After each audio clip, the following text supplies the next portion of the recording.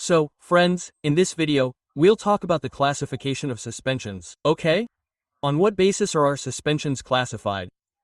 Okay? So, the first basis of classification is based on application. Okay? In which part of the body should we use the suspension? Okay? Or how should we use it in the body? Okay? So, on this basis, we've divided suspensions into three parts: oral suspension, tropical suspension, and parenteral suspension. Okay? There's an acronym for OTP to remember. It's called a one-time password.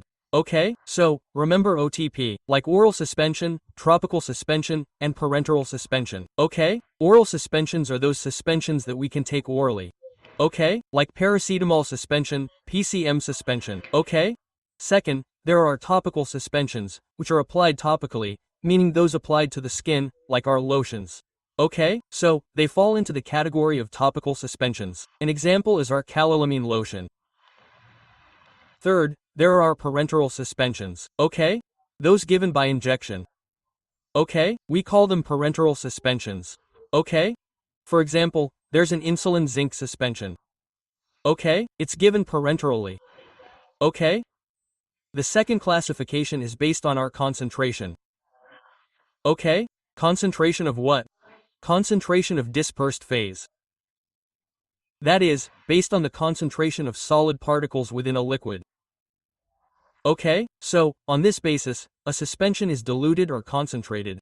Okay? What is the concentration of particles in dilute suspensions? They range from 2 to 10% by weight by volume. Okay? In dilute suspensions. An example is our cortisone acetate suspension. Okay? Second, our concentrated suspensions. What is the concentration in general? They have a 50% concentration. It varies. It can also have a 50 to 60% by weight by volume concentration. Okay? An example is our zinc oxide suspension.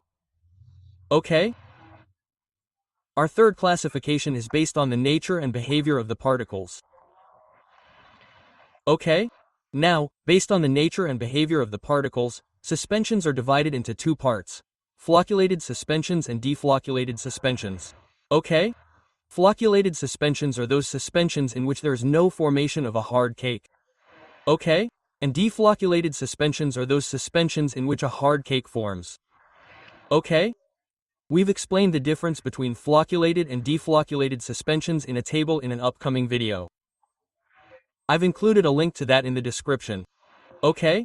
So you can see the differences between the two from there. Okay? The fourth classification is based on the size of the solid particles. Okay? Based on the size of the solid particles, we've divided suspensions into three parts: colloidal suspensions, coarse suspensions, and nanosuspensions. Okay? The size of the solid particles in colloidal suspensions is less than 1 micron, coarse suspensions are more than 1 micron, and nanosuspensions are approximately 10 nanograms. Okay? So, this is our classification of suspensions.